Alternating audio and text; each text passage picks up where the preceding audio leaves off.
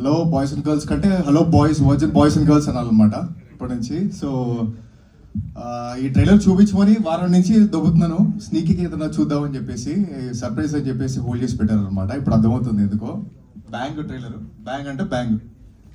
And మనకు maximum ట్రైలర్స్తోనే అర్థమైపోతూ ఉంటుంది cinema vibe. అంటే మనం యూట్యూబ్లో ఏదైనా ట్రైలర్ చూసినప్పుడు ఈ సినిమా మనం చూడాలని చెప్పేసి ఫిక్స్ అయిపోతూ ఉంటాం, కొన్ని హిట్ వైబ్స్ వచ్చేస్తూ ఉంటాయి.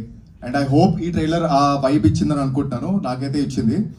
అండ్ మాక్సిమం ఈ రోజుల్లో మనం ఉన్న బిజీ స్కెడ్యూల్స్లో లేకపోతే ఈ హడావిడిలో సీరియస్ సినిమాలు చూడడం కంటే కొంచెం ఎంటర్టైన్మెంట్ ఉండే మూవీస్ మనం ఇష్టపడుతున్నాం బాగా.